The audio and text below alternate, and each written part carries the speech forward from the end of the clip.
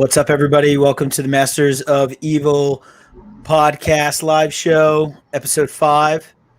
I'm Mike, aka Strange Spaceman. Tom Piestian on Instagram.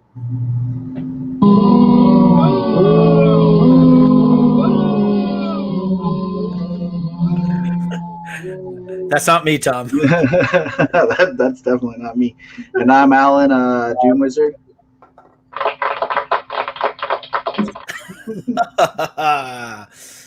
How's it going, guys? Not bad. Great. Alan's name looks a little different. I'm trying to figure out what's going Oh, yeah. Jeez. That's interesting. I wonder if that's a reference to the book or something. Yeah, definitely. Must Which be. book would you be talking about? So so this book this week we're going to talk about the book Monstress, at least volume 1, which contains the first 6 issues. The book was the book novel. It is long, yeah. It's a lot.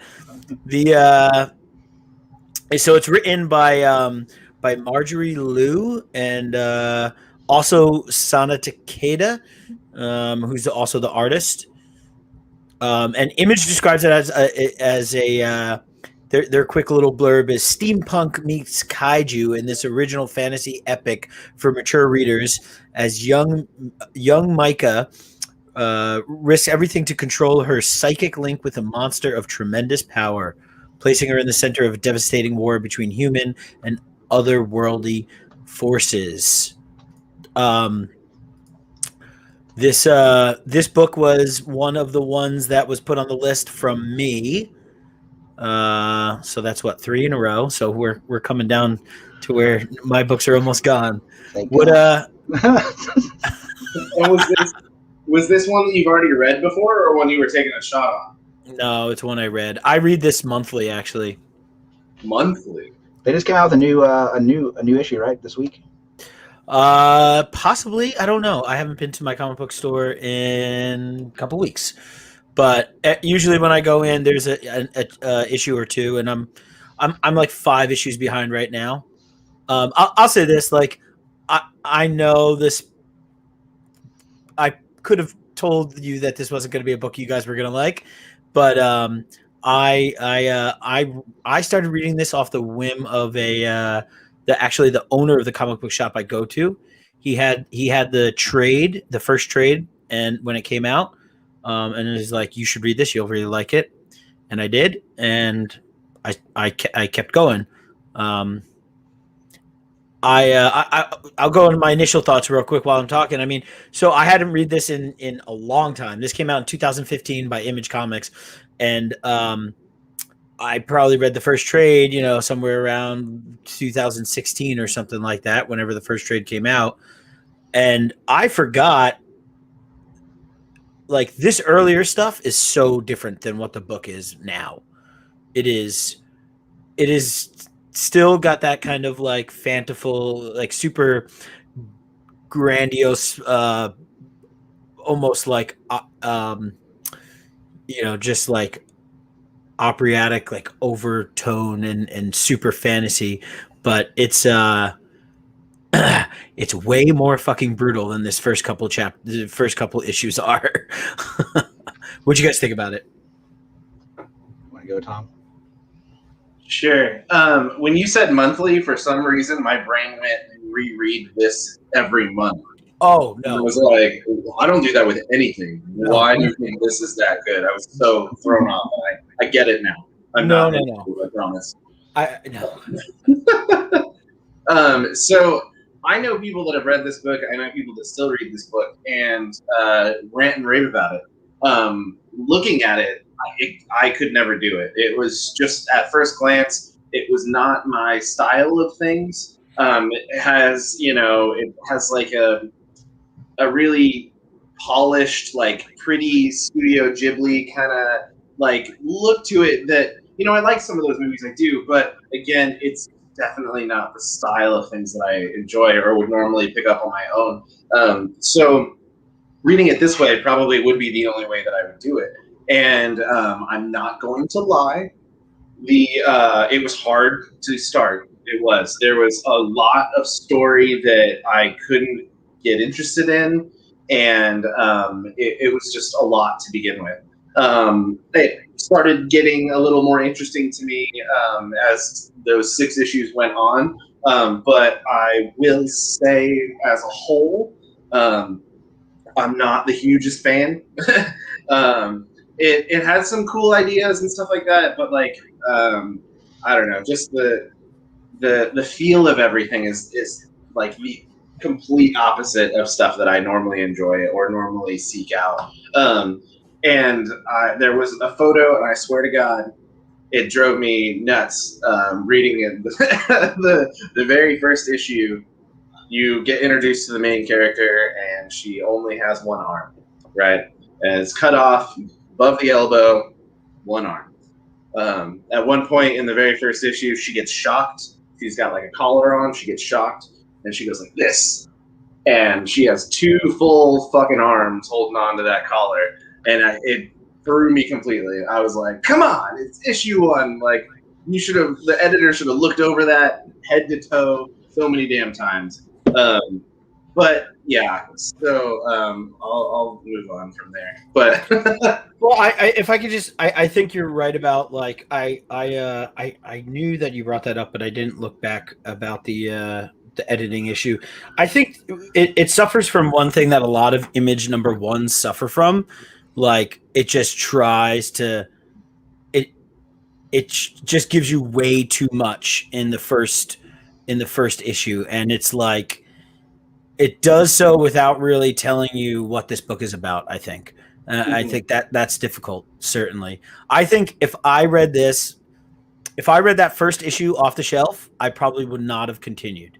But like since I read the first 6 issues, I really dug it. I love that art style. I love, as I've said before, manga and anime a ton. So, and I think this is not, like you said, it's that more polished, almost more like Americanized anime style than it is like traditional manga. But I still think, yeah, I love the art. I think it's out of this world. What did you think there, Greg? Greg, what's your name? Greg?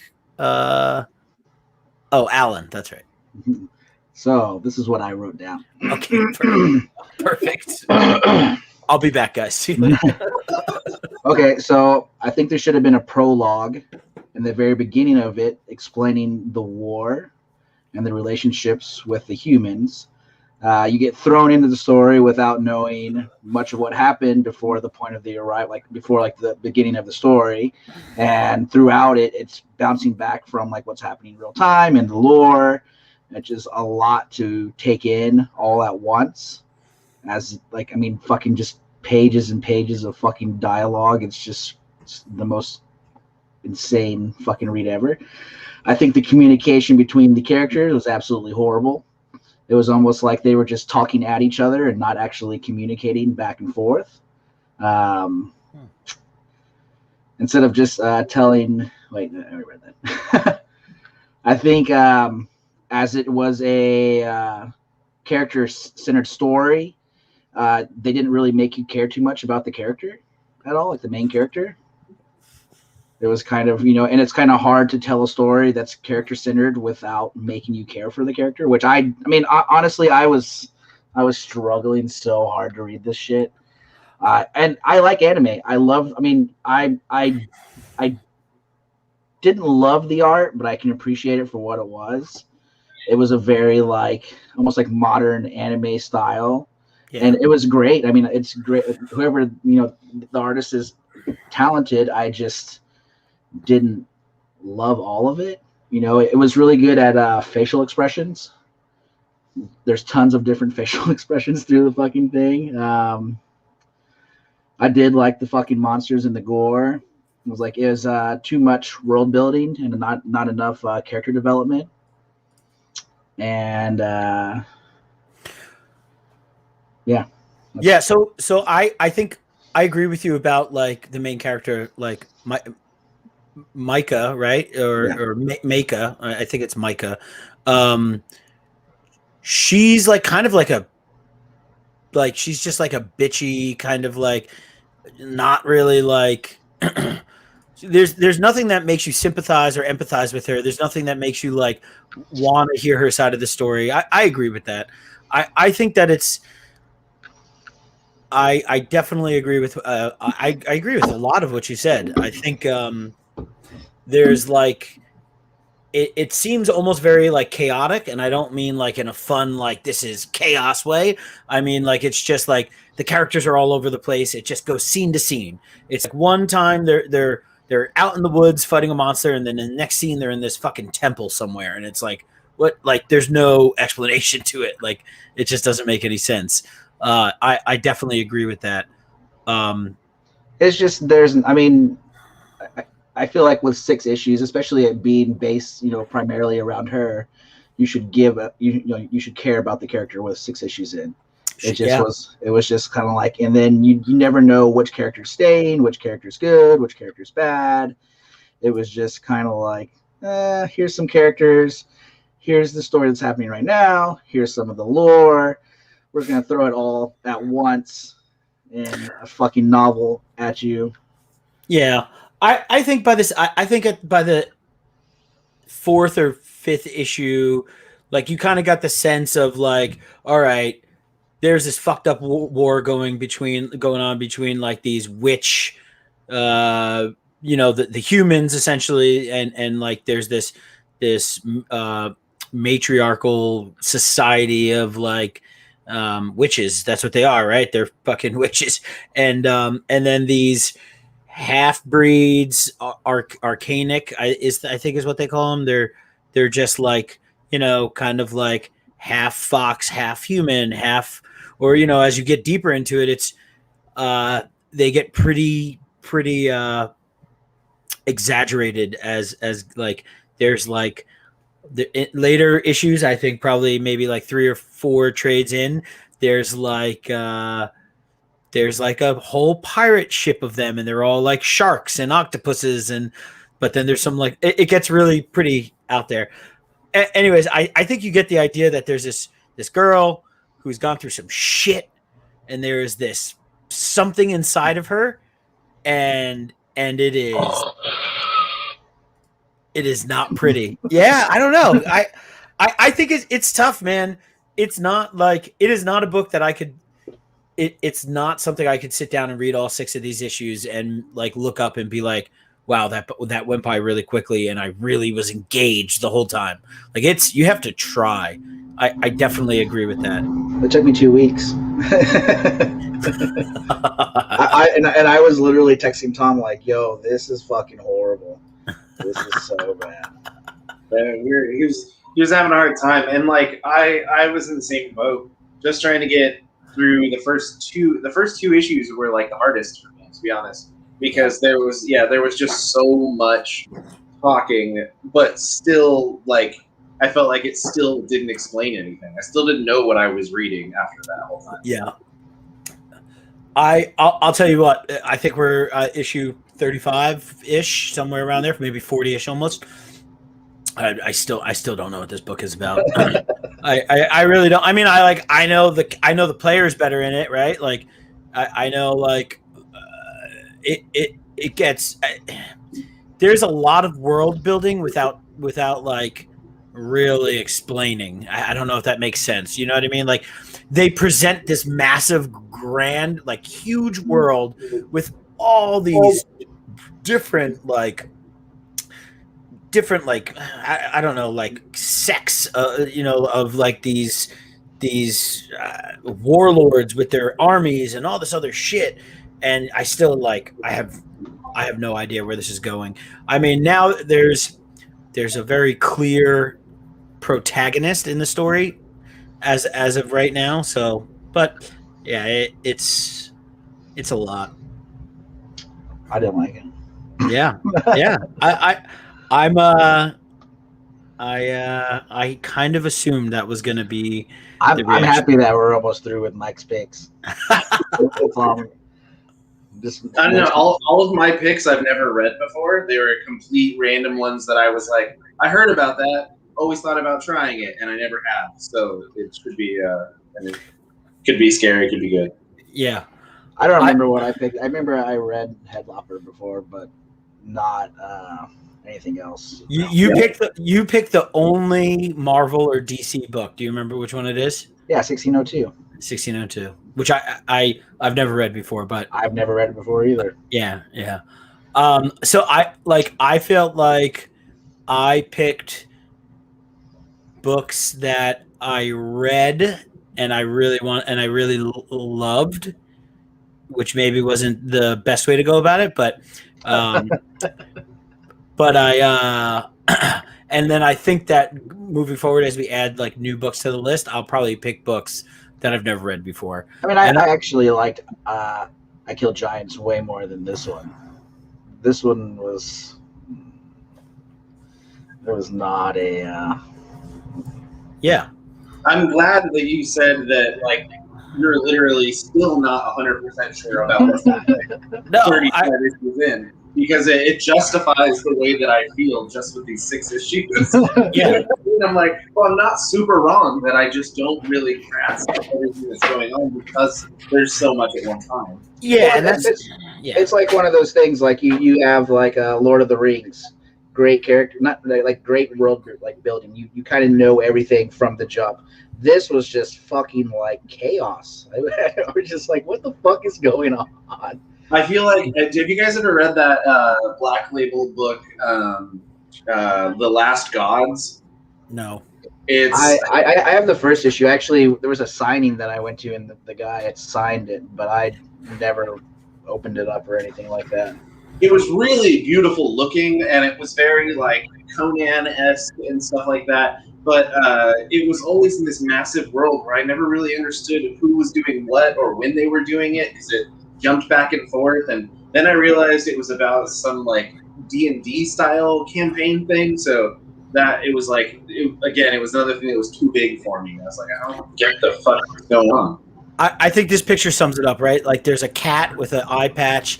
There's a fucking angel dude with some mystical axe, this one-armed chick, and then all these other crazy things in this nondescript world, and you just don't know who's what. Or like I picked this one specifically because I think it's gorgeous. I think it's really well. I think it's beautiful. I love the character design in this. I will say that, like, when I look at the characters, like their costumes, their masks, their weapons, like I love that part of it. But it definitely seems like there's a lot going on. I certainly understand all your comments. Just if I could take back that time in my life. Oh boy. Okay. Well, you know what, bud? We're only on episode 5 of this, so you know. I have a feeling we're gonna feel the same way once we hit 1602. I think that I like the idea, and this is making me like rethink it, but like I like the idea of picking random books that none of us. I think it's gonna be hard to say none of us read. But to do our best to pick books that none of us read, and then that way there's not going to be a bias in it, right? Like I picked all these books because I'm biased about them, right? All my ratings on these books are probably going to be pretty high, relatively. Like, and 1602, like is that X-Men or is it just Marvel in general? I think it's just Marvel in general. Marvel in general, like. I feel very I love the Marvel. I love Marvel comics, but when I hate Marvel comics, I hate them fucking hard. So either way, we are. I don't really know that we need to say any much more about this book. We can rate it. Yeah, I think we can go into ratings. So I'll say this: my rating. Hold on. I know sorry to interrupt. I know Alan and I mentioned something in the chat, but I don't know if I ever saw your response. Do you, Alan brought up the idea of rating the writing and the illustrations separately. Oh, okay. 5, giving the total highest ranking a 10. But I also don't think that the overall. I think we do art, story separate, and then as Overall. an overall different, not two added up, but just kind of like Right. an overall. So 1 to 5 on those 3 things. 1 to 5 on writing or story, art, and then the overall of it. I like that a lot because a big driver of what I was about to say is the artwork in this. All right, so rereading this first 6 chapters, and I don't know that this is reflective of everything, or how much I like the book. I would say in these first 3 chapters, I would go with the writing is a 3. I'd go with the art as a 4, and overall, I'd go with a 3.5 right in the middle. Go ahead, Alan. I'll let you be the Yeah, whatever this guy said. Yeah. I would say story-wise, a 1. Definitely a 1. Wow. Art, and see, I really like anime, but I don't like the newish, like the newer style of anime where it's almost like computer generated looking, and that's what this kind of looked like to me. Like, don't get me wrong, this artist is very fucking talented, but I didn't love it, so I would say art 3, and overall a 1. Yeah, that's fair. No, that's fair. That's fair. But a lot of it was the story. Like I was telling Tom, like I could get over not loving the art completely if the storytelling was amazing. Did you? Go ahead. No, I'm sorry. Go ahead. If the storytelling would have been better, I could have got with this book a lot more. But it was just like it's definitely a super slow burn, but you can't be a slow burn and all over the place at the same time. Like it was just. I don't know what's going on. This book's moving super slow. There's so much to fucking read. And I didn't love the art. So I would say a 1 overall. Yeah. I would probably agree with you on the writing. I would probably have to give it a 1, only because it was so slow. It was such a large amount and never pulled me into it the entire time, to be honest. And the artwork, man, again, it's not my deal. It's very well done for what it is. The artist is very talented. I could never do that in my entire life. So, fucking hats off to you there. But it's just not what I enjoy. So my rating's going to be based off that, not the talent of the person. So I would give it a 2 out of 5. And if I was to go overall, I would give it a 2, because I may look into the second volume just to kind of see maybe if it goes somewhere, even though you told me it really doesn't. That's not what I said. It continues to expand. Like it doesn't slow down. You definitely get a grasp of it, and I think if you continue to read this in trades, it'll be way easier than single issues, which is why I let 5 issues build up and I read those 5 issues. I'm pretty sure you said you're at issue there's issue 35 now, and you have no idea what's going on. No, I was being a bit hyperbolic, obviously, but yes. So I would give it a 2 overall because there's no way I'll ever pick this up and reread Volume 1. I'll be honest with you there. But I may look at Volume 2 if it's in front of me and kind of see if I have an interest in continuing, but who knows? Yeah, there should have been more setup. There should have been more setup to the point before where she was at. If they could explain the war, you would have had a better feeling of things. Instead, you're just kind of thrown into it. and then jumping back and forth. It was just fucking crazy. Yeah, it's interesting. I think like what I agree with what you're saying. Like if there was some type of prose in the beginning that was like, you know, the year is it's the 1900s in whatever some part of Asia that this is in, and there's this war between these two places or these two, you know, races, I guess, essentially. And it went down that, and then it was just like more dialogue. It probably would have been set up easier. There was way too much. There was way too much dialogue. Yeah. For people saying nothing, there was way too much dialogue. I think they just talk in this like almost like royal, like they just speak like it's just not. It's like everything just seems grandiose. It just seems so like they're using words they don't need to be using like that. It's like talking to an English teacher or something. Like, you know, I don't know. So I got a question. Are you surprised to know that this book won 5 Eisner Awards in 2018? They must have had a fucking good PR person, because that's so Marjorie Liu won for the best writer.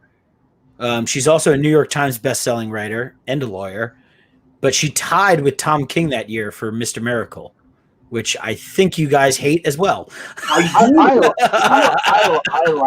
I like this.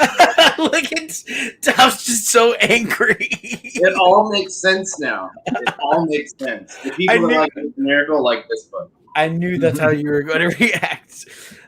So Sana Takeda won for Best Cover Artist and Best Painter Multimedia Artist. And then the book itself won Best Continuing Series and Best Publication for Teens. So interesting. That last one is interesting to me. Yeah, I kind of get it, but kids are all about manga, man. You know, manga is outselling in the U.S. Manga is outselling comic books. I think that the Demon Slayer, which is super popular. I think it's the first volume, or as a whole, maybe. I think it's the first volume outsold any U.S. comic book in the year in 2020. Just that one single manga in the United States outsold any other comic book in America. It's crazy. And this chick who wrote this also she also wrote X-23. Yeah, she did a bunch of Marvel properties. The artist worked on her with X-23 as well, I think. You see Marjorie Liu in some stuff now, and Sana Takeda does a lot of cover art. She used to be the craziest thing I read about her when she was 20 years old or so. She was a CGI artist for Sega.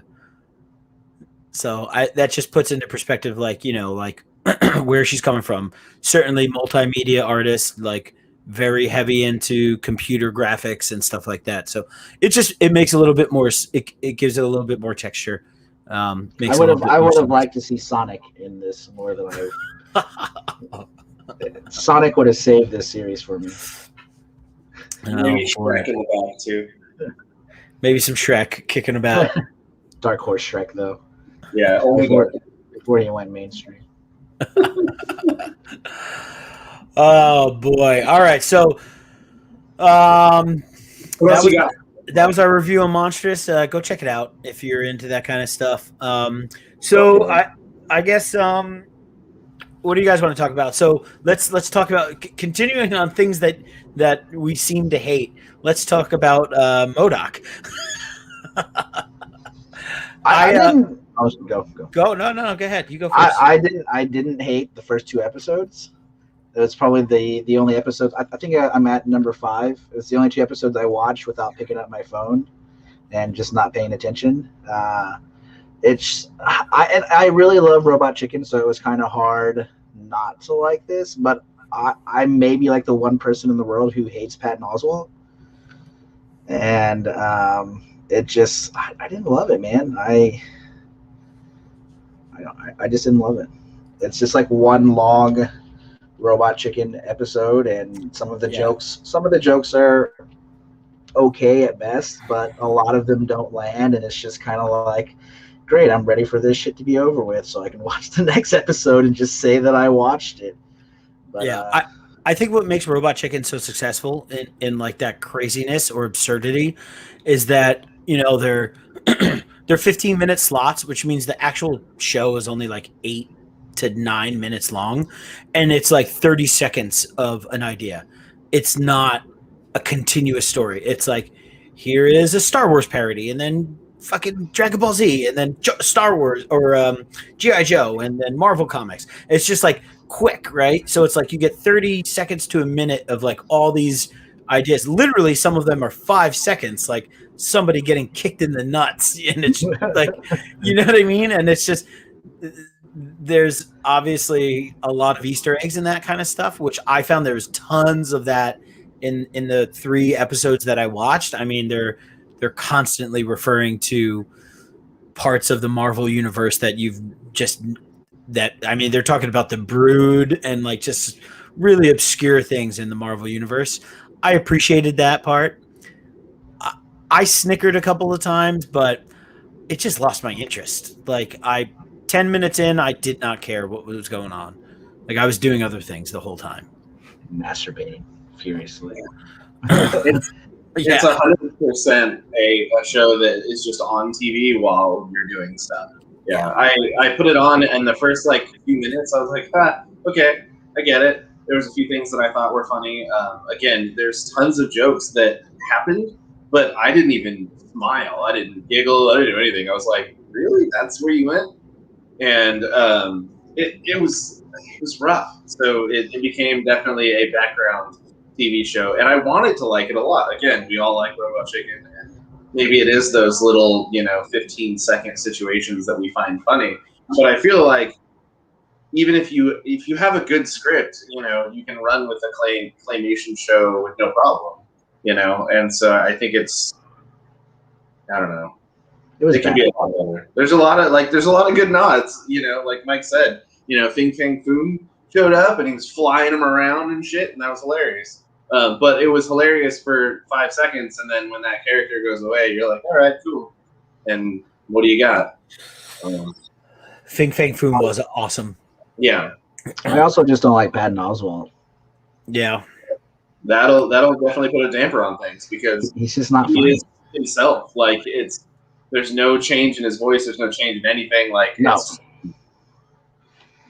His wife did solve the murder though, so that's pretty cool. Right. But other than that, I'm not a fan. I've never understood why people thought he was so funny. He's like that. His stand up is like that alternative stand up era of things. It's tough like that. Him, like Janine Garofalo, like those types of people. Like his stand up is not. It's that kind of stuff is very weird. I don't really love him or hate him. I think when I like him best is like when he's like just like I hear him listen to him on podcasts a lot. Like any podcast I hear him on, like whenever he's talking about comedy or talking about comic books, that's when I like him the best. I don't really care about him either way, to be honest with you.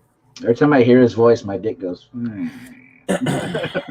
Did you see he actually got cast as Matthew the Raven in the Sandman TV show for Netflix? Jesus Christ! Today that was announced. So yeah, there's a lot of announcements for Sandman today. With a lot of people having a lot of feelings about those. Yeah, I could talk about that. That's for sure. Let me ask you this question before we go any further. Do you like it better when shows are released once a week or dropped all? Does it matter to you? I think it depends on the show. Well, let me rephrase the question. If you had one choice, if you could only go, if it was only like Hulu, Netflix, HBO Go, whatever it's on, we're just releasing once a week, or we're going to drop everything. Which would you prefer? What do you prefer? Like, I guess what I'm getting at is it always seems to me like the the shows that keep me interested are the ones that come out every week, and I only get one episode, and then I like have time to think about that episode, maybe watch it again, watch some other things, and then go back to it. And it takes a really good show for me to like for 10 episodes of it to come out and for me to just be like, any free time I have, I'm watching that until it's over. You know what I mean? Like, I don't know. For something like this, if you give me 20 minutes of this once a week, I would probably watch it faster than if you dropped all 10 episodes. Because I'm only going to watch this when I was prepping for the podcast tonight. That's the only reason I watched it. Because I'm down in my office, and I'm like, I got to put something on. Let's watch this because we're going to talk about it. That's your sex dungeon. That's my sex dungeon. Your sex dungeon. My sex. I would rather them drop it all at once. I mean, because then even you don't have to have that like waiting around for a week, not being able to watch it. I really liked Umbrella Academy, and I liked that they dropped all the episodes, and I enjoyed it, and I was able to go back and watch it again. I mean, I don't know. I would say all at once. I would probably be right there with you. It all depends on the show, I guess. I was really excited to see the Lock and Key TV show come out on Netflix because I like the book a lot. And, I started the show and it was okay. It ended up being just, an okay show overall. But it was nice to be able to, if I liked it a lot, I can watch 2 episodes right then and there, or 3 episodes right then and there. And if it still doesn't mean I'm going to watch all 10 in a day. I'll still just go back and watch it when I eat dinner or whatever it may be. You know what I mean? Yeah. Yeah, and I mean, you don't. So that like you never like get worried that like, like if there's, I don't give a shit about spoilers, to be honest with you. Like I listen to podcasts about movies or shows or books that I haven't read or watched yet before. Like unless it's something I really care about, like the Marvel movies. What's that property that you hate, Tommy? Star Trek, is it? Those ones. But I mean, outside of that, like I love Star Trek. You love Star Trek. I heard you got new Star Trek memorabilia.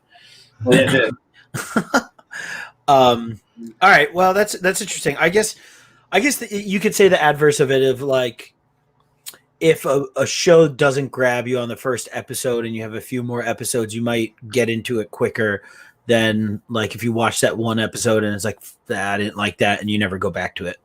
It's the same as reading this book in a trade versus reading the first issue. Yeah, exactly. Yeah. Doesn't Sweet Tooth drop next week? It does. Have you guys read Sweet Tooth?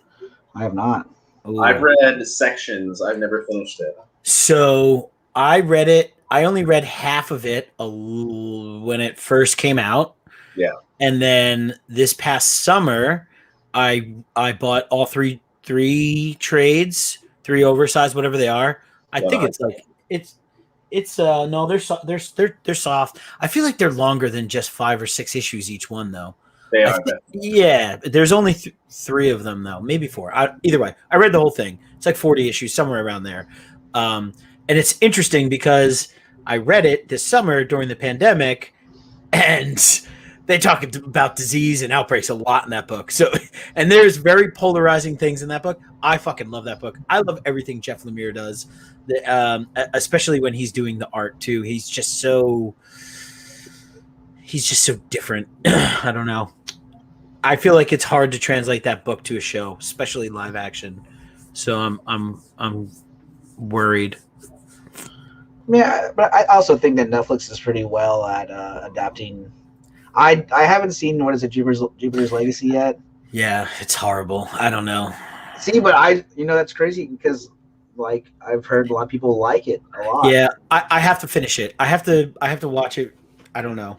I watched the first 3 episodes and I'm just like, I mean, Umbrella Academy was good. I never watched Umbrella Academy. You never watched it? No, I need to watch it. I know. You're a fucking loser. I know. Boo. All right, so So MODOK, yeah. Anything else to say about MODOK? Don't watch it.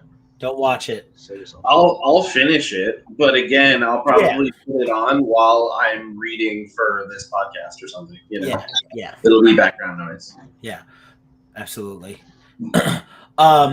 So do you guys? So I watched only about 45 minutes of this movie, but you guys were talking about Army of the Dead.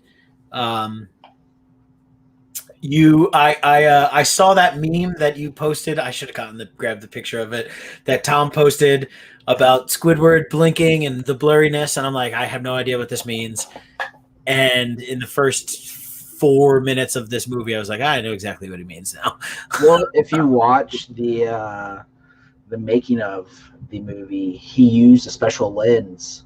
He did some like old Japanese lens that would blur out like what was not in the foreground, and he shot the whole movie pretty much that way because he liked it being like on the character and kind of making that mystery of the background. Correct. I did read about that, and it did not help me whatsoever. If you want to see the meme that we're talking about, it is currently in the Masters of Evil story on Instagram, so go look at that. But yes, Zack Snyder decided to also be the cinematographer for his own movie. And okay, cool, man. If you're a one-man band, that's awesome. I would love to be able to do things like that, have the money to do things like that. But yeah, it was a choice that not everyone's going to like, and it's cool that he does. But I was watching it with my girlfriend, and I complained to her the entire movie about so many things. And I'm sure at some point, she did get up and start cleaning the house. So I think, I don't know if she was annoyed with me or she didn't like the movie either. I'm not sure. But either way, she got up and started cleaning. But yeah, the only thing that I thought was cool, because like even the acting in this movie was not great. The dialogue I felt was some of the worst ever. There was It's Batista. I know, and it's so funny that there's so many articles out right now about how he wants to be a dramatic actor and doesn't want to be a tough guy that takes his shirt off anymore, and that's why he's stopping Guardians after number 3. He's like, yeah, I'm done with this no shirt nonsense. I'm like, oh my, you were a wrestler for how many years and you were naked the whole time. Anyways, yeah, even the writing was not fantastic to me, but I think the coolest part was watching Tig, I believe is her name, the actress that played that played the helicopter pilot, because she had replaced Chris D'Elia about 8 months after the movie was shot and finished. So all of her scenes with everybody are green screen. She was never with any of the other actors the entire movie. She was shot it all on green screen, and I didn't notice anything. Yeah, I didn't see between her interacting with anybody that anything was weird. So I thought that was really well done. Did they do that? Is that like a COVID thing, or no? Chris D'Elia got allegations about diddling kids, and so they kicked him out of the movie. And so instead of reshooting everything, they just kind of green screened her in. Yeah, they green screened her and just put her into the movie everywhere. So there was a thing saying that she never met any of the other people in the movie at all. She never saw them, but interacted with tons of them on film. Yeah. So I didn't know that. Like I said, I watched close to an hour of the movie. It was long. 2.5 hours. Yeah. Yeah. It wasn't because I stopped on purpose or anything like that. I fell asleep. Is all that really happened. That's what happens when you're old. But that's what happens when you're old. And yeah. Anyways, I didn't like specifically. I didn't feel one way or another about this movie. Like I was fine sitting on my couch watching it. I was engaged. The action was whatever. It kept me engaged. I don't think that specific. I think it's just like it's classic Zack Snyder with like slow mo.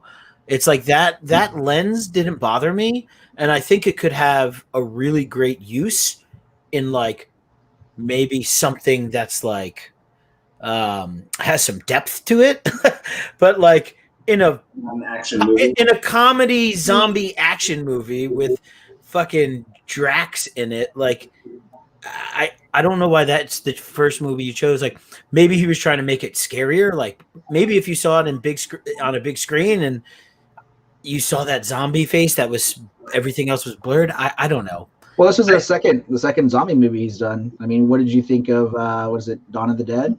Yeah, he did the remake of Dawn of the Dead. Yeah, I like that one. I thought that was good. I don't remember. I haven't watched it in forever.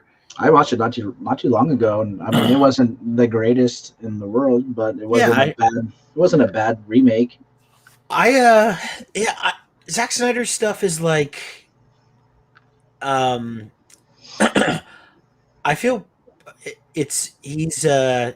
Like it's all just okay. Like none of it's like great. You know what I mean? I was just talking to somebody about Christopher Nolan, like, and I know a lot of people like think he's like too over the top and like just so swings for it. I think I love Christopher Nolan. I just watched Tenet and I fucking love that movie. I was talking to you guys about how I wasn't sure how I felt about the movie either way. And then like after really thinking about it and watching a little bit of again, I was like, yes, I do. Like I just watched the first 45 minutes again because I'm like, that's what I didn't know what the fuck was going on. People who say Zack Snyder is like just the next level best, everything he does is great, does not make sense to me at all. The entire intro was a ripoff of Zombieland's intro. Yeah. It was the same thing. It was the exact same fucking thing. And it's like not even, it's the same genre of movie. It's the same type of movie. You can't do something so similar and be like, "Yep, this is just me. This is me being me, bud." It's like, no. See, I don't know enough to. I didn't notice that because I'm not a horror comic or horror movie historian like Tom is. I mean, even the Snyder Cut wasn't that great, to be completely honest. Yeah. I agree. I think my biggest problem with that was I just don't. I have no investment in any of those characters whatsoever. And so watching that, it was 4 hours of development of characters that I just don't care about. And so nothing about that movie was interesting. I heard you really like Batman, though. Yeah, loves Batman. I'll watch the rest of it though. I think I'll definitely finish it because might as well. It wasn't horrible, but it wasn't great by any means. I mean, I'm always gonna watch a zombie movie. It doesn't matter if it's great or bad. And it was something to watch. I mean, I feel like there's just because of COVID, everything is getting pushed back. There's not really a lot of shit coming out, so it's just like I take what I get. And I'm gonna watch it, like whatever.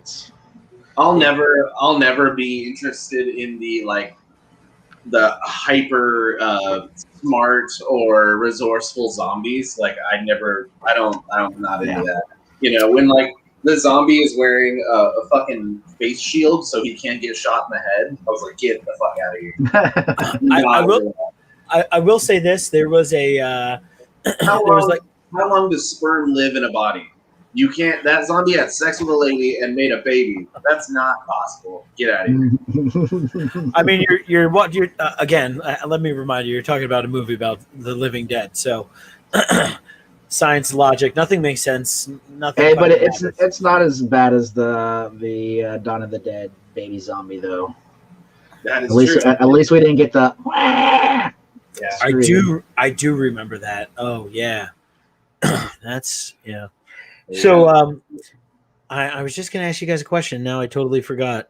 What I was gonna say is I saw a meme or a side by side whatever of that the zombie queen or whatever from this movie with the fucking whole thing next to Wonder Woman from Deceased, and it looked pretty fucking spot on.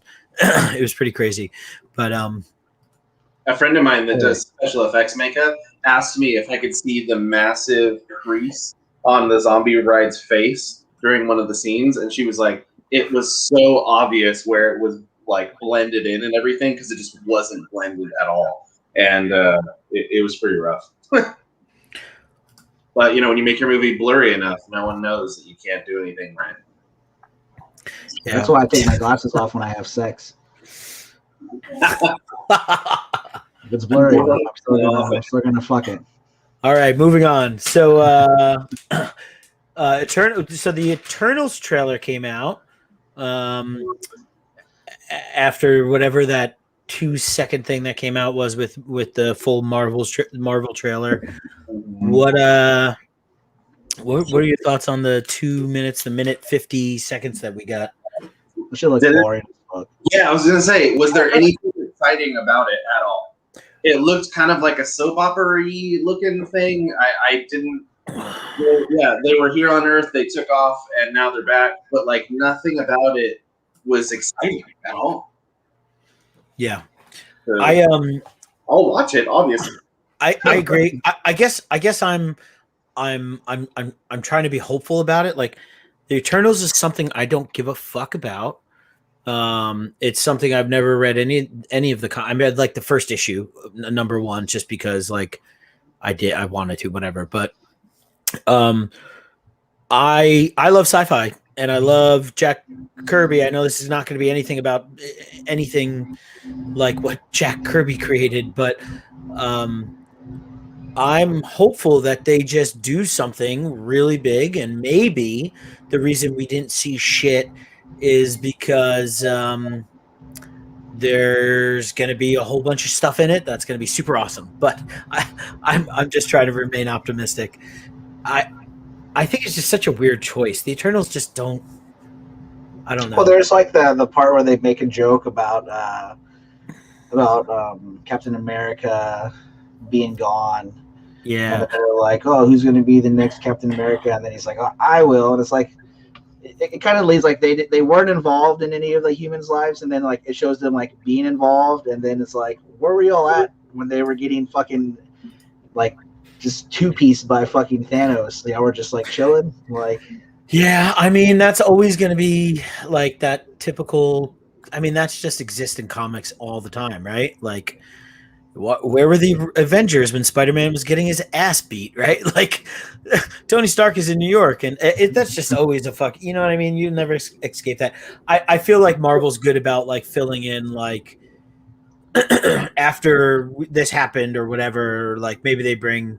They'll say now we have to step in because something greater is coming. Like whatever the fuck it is. Like I don't that stuff they'll fix. I mean, where's Fantastic Four? Where are the mutants? Where's like all that? Like that's a never ending thing.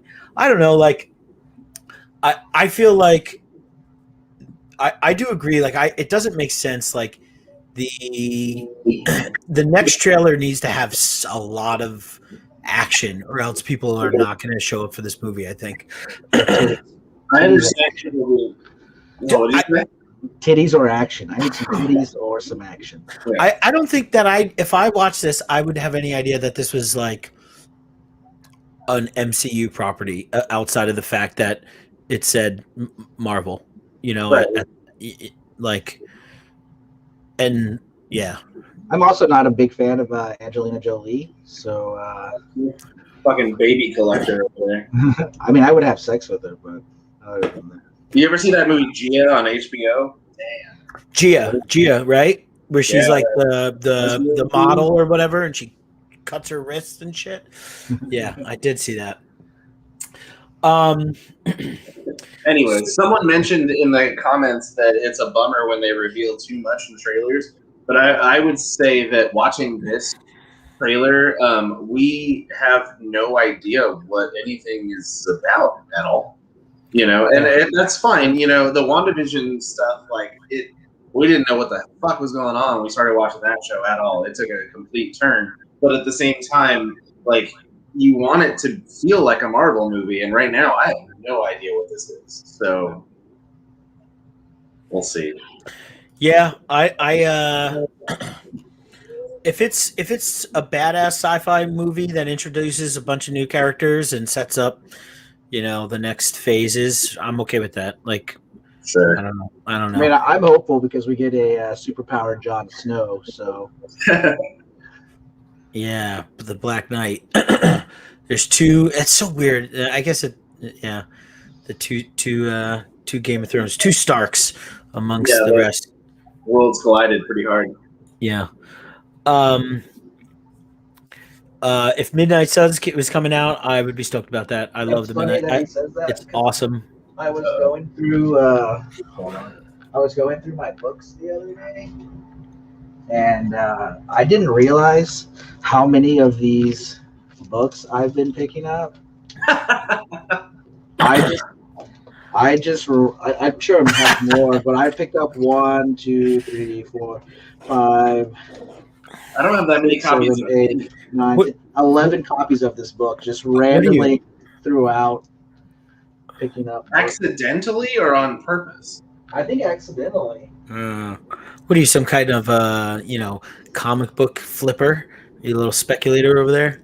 I have the worst memory ever, and I'll pick up I always pick up like 1 or 2 copies of a book, like whenever I find them out in the wild. And I'm like, do I have that book? I'm just gonna pick it up. It's Yeah, $1. but I mean, that's one of those. Right, that's one of those books. Like, if you know enough to know what it is, and you're like, it's $1. Yeah, I'm gonna grab one. And Yeah. then if all of a sudden they're selling for $50 on eBay, then great. If not, whatever. I've got way worse comics in my collection. I mean, I've never read a America, but I saw this for $1, and it's like a fucking $50 book. So I was like, fuck it, I'm going to pick it up. Man, Ghost Rider in a movie coming up right now. That seems that's wild. That would be wild to me. That would seem like a lot. That's a I'm hell of a team right there. Because that is though. That's a pretty fucking strong team. that's like I started reading. Man Thing came out with a new book last month or the month before, and for his anniversary, and he met up with the Avengers, and the Avengers team is so fucking rant. Blade is on the Avengers. Yeah, so I was so yeah, confused. I know. I actually read the Avengers. It's one of the few Marvel books I read because Jason Aaron writes it, and it's a wild Avengers right now. Blade's on it, and Man Thing. It was Boy Thing. It was like a little Man Thing, like almost like when Groot turned into little Groot, baby Groot, and it sits on Blade's shoulder the whole time, like his pet. It's actually pretty interesting and weird. All right, so Eternals. Yeah, well, we'll see what happens. I got here. I'll show this real quick. You know, I already sold one, and I got another one right here, and I know I'm probably gonna sell this one too because it's worth a lot more than what I paid for it. And I had two 9.0s, both white pages, and I sold one, and I'm about to sell another one probably. Let me ask you this question. So, how would you feel if the Disney Corporation actually bought DC and all of its licenses, all of its IPs? How would you feel about that? The only way I think I would like end up thoroughly enjoying everything is fuck, I don't even know, because like I would want them to. At this point, it sucks because I would want them to restart everything, and we've done that so many times. Marvel's done it so many times. DC's done it so many times. DC just had Rebirth, right? Like 2 years ago, and New 52 was before that. Well, aren't they talking about restarting everything anyway in DC? Well, it just kind of happened, but didn't. It did, but didn't happen. With everything was shaken up with with the acquisition, DiDio leaving, 5 Generations, Future State, all that stuff that was supposed to be kind of more of another grand big design that they were gonna reflip everything again. It never really happened because he got fired and they went a different way. And Future State was just like quote unquote an event, and then some new books. I mean, DC's only done it twice. Marvel does it like every 2 or 3 years. But I don't know. I don't know that bothers me that much. Maybe we probably get some better DC movies. I don't know. Swamp Thing isn't Alec Holland anymore, and I have words. But the book's not bad. It's just Yeah. weird to not, there's everyone will make that same argument about diversity and doing these things for these characters and stuff like that. But we all want diversity in comics because there's a lot that could be added into that. But taking a character that's been established for 60 years and changing their race or their sex or their orientation or whatever it may be just seems like a cheap way to go. I agree. Make new characters. People will take a chance on new characters. It's true. It may be a scary thing at first, things may not sell super well, but it has to happen that way. I think the problem that they're probably facing is like it's hard to introduce a new comic book character and then turn around and turn it into a movie immediately, because I think that's where the majority of their audience is coming from. You know what I mean? So it's funny because when this is what I find interesting about this whole rumor that was going around, right? Which is never going to happen. I mean, maybe I'm not going to say it's never going to happen, but like it's crazy that people think AT&T would give up probably one of its most valuable IPs in just Batman alone, but comic books as a whole. But when this rumor came out, the first thing everybody talked about was like the movies. Like movies would be so much better. Like everything would be so much better. All the movies, DC's horrible, and I'm like, well, what about the fucking comics? Like Marvel makes shitty comics. Their comics right now are not very good. Like DC's not great, and I think they're pushing hard everywhere too fast. Like Future State was essentially supposed to be this big change to literally change every character to a brand new. Batman was going to be someone different. Superman was someone different. Some of it is sticking around, obviously Swamp Thing. But I don't think Marvel's doing better, to be honest with you. I don't think, and I think you need that choice too. Yeah. Yeah. Who knows? There were some comments in there in the chat. Someone wants a Marvel versus DC movie, which, that would be fun. But it'd be fun. Yeah, I mean, yeah, sure. I think it really comes back to, it's anything. It's got to be good, no matter what it is. Whether it's a new character, whether it's DC. I think Marvel. I think Marvel's going to really struggle to recreate what they created over the past 12, like everything up to Endgame. Like to think that that's just going to happen so naturally again. I don't know that that's true. Who knows though? I could be wrong. Us nerd boys want too much is the problem. Yeah. Yeah, I guess a lot of people want DC versus Marvel movie. I don't want that. I don't want that. Yeah, I don't think I want that. Yeah. I don't. I think those characters exist so differently in their universes. I don't want any. I don't want those same people creating those same characters. Yeah.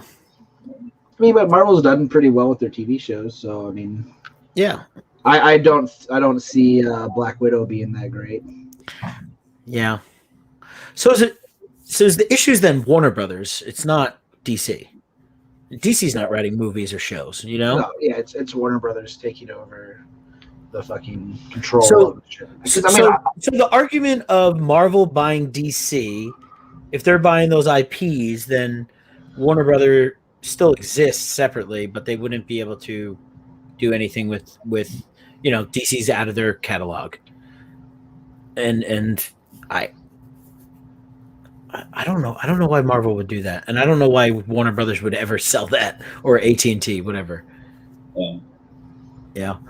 I'm actually excited for the Discovery thing, the Discovery merger, whatever it is, deal that they made up.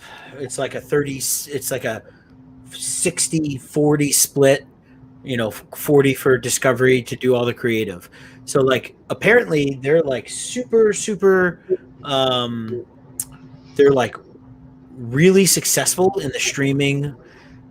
They're smaller scale, but they're super successful, and they have like some great creators, and they apparently do a lot of content. Although I thought it was all like reality stuff, but who knows? So maybe that gets better. Maybe we get Swamp Thing back.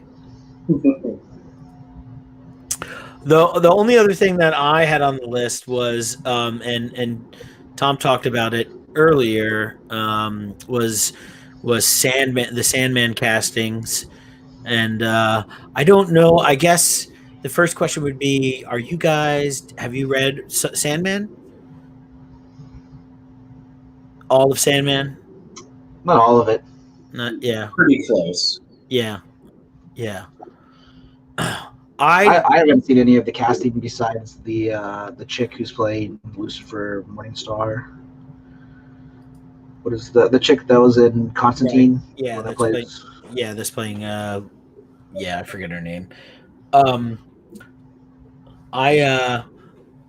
think that show's going to be great. I don't know that.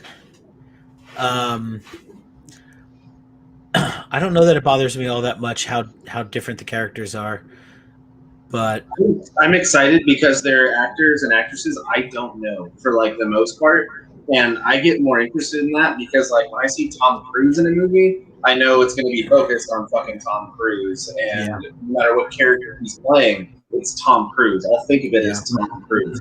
I don't know any of these people besides Patton Oswalt playing a Raven. I feel like I can get more interested, and I'm not worried that like this no name or this big actor is going to die or not die because they're a big actor. You know what I mean? I feel like you have more options when it's open that way with less known people. And I also just don't think I don't think anybody cares. Like, I think the general audience, that the people that may watch this are not going to watch. The majority of the people that watch this are probably not going to be just comic book fans. I think they'll know it's comic based, but I think this is a different type of. It's a different type of IP. It's not. It's not. It's not action hero stuff. I think it'll be the same people that watch American Gods that know it as a TV show only, or watch that Good Omens book, Good Omens TV show that is also Neil Gaiman. You know what I mean? Those books exist, but I think 90% of the people that watch that stuff would take a chance on Sandman, not knowing anything about the books, and would just be interested in the character development that happens with these people they know nothing about. Right. I actually really liked American Gods. It was trippy. A lot of it. Yeah, it's sad that they canceled that show. Yeah, I'm excited for the show. I love Sandman. I love Vertigo. I love how intertwined it was with DC, and like seeing all, like, I love the book so much. I went back. I started rereading it. I got like 3 trades in, and I stopped rereading it. But I will probably continue to reread it again. I love those characters intimately, and like I don't care. The forced diversity thing too. I don't know that I care enough that I would get so upset about it. As long as the story's good, it doesn't matter. Yeah, it doesn't matter to me. You could have a horse play all the characters. Like you could have Eddie Murphy play all the characters in different costuming. As long as the story was fucking great, it wouldn't matter. Yeah. But I do agree with like what Tom said earlier. Like seeing new comic book characters, like or picking from like the existing, like Naomi just is getting a CW show. I don't give a fuck about Naomi, but there's some kid that's in their teens that Naomi was the first comic book they ever read. You know what I mean? And they're going to be stoked to see that as a show. So, all right. Anything else, gentlemen? Why hasn't Greg died? Why? Who's Greg? I don't even know who you're talking about. Why hasn't Greg died? Why hasn't Greg died? I don't know. It's a lot of fucking question we ask ourselves every morning when we wake up. And as soon as I open my eyes, I scream that. Why hasn't Greg died? And You know, I wish I could wake up next to you just to watch that happen. my family's like, "What is going wrong? What's going on with him?" They're a complete shock. All right, Mike. What's our book for next week? Or actually, I take that back. What is our book for the week after next? Because unfortunately, I have to work overtime next Wednesday, and I'm not excited about it. So it looks like, nope, there it is. We are reading Head Lopper. I always, for some fucking reason, thought it was Head Looper. That's what I said too. Because there aren't two O's. I know. I said the same thing. Well, that's Andrew McLean, right? That writes and draws that book. Yes. Yes, he's a really cool. And Mike Spencer or Yes. Spicer. Spicer, yeah. Spicer. Andrew's a really cool dude. I've met him a couple times at cons randomly. He does a lot of weird little illustrations and stuff like that. But really cool guy. I've actually read the first volume of this before and fell off of it. I think I have the actual individuals somewhere in the house, but I'm excited to revisit it again. And I know it's a fun read. So if you've never read it, be prepared to read it because you got 2 weeks to pull it off. While we're gone, since we do have a week off, we will do. Sorry. Let me. So we're shooting for all of it, right? Or are we shooting for? I forgot. Yes. How many volumes is that? It's 3 volumes. I would happily read all of it because. So let me ask this: I've never read it before. Both of you have read it, correct? No. Yes. So we're finally in a situation totally reversed. All right, so we're shooting for all of it. We're gonna read all of it, right? It's 2 weeks. Yeah. All right, perfect. It'll take you the same amount of time to read the 6 issues you just read. That's correct. But yes, okay. So if you want to be a participant with us, read volumes 1, 2, and 3. If you want to participate and only read 1, that's totally fine. Do whatever you want. But go grab it. Let's read it. Let's talk about it in 2 weeks. That week off that we have, all 3 of us, I'm sure, will be posting some sort of video, some sort of review on our Instagram as well as our YouTube channel. So make sure and look out for those. We appreciate you guys watching this. Like, subscribe the video and to the channel. Go watch the Grail Keepers podcast that happened last night. We were able to wish Swamp Thing a happy 50th birthday. I saw that t-shirt over there. That's a good one. We had a ton of creators and artists talk about Swamp Thing. That was really cool to see. So go check that out. There's a ton of other great podcasts I'm not even going to bother naming. Just watch ours repeatedly. Or, we'll find you. So we'll see you in a couple weeks, guys.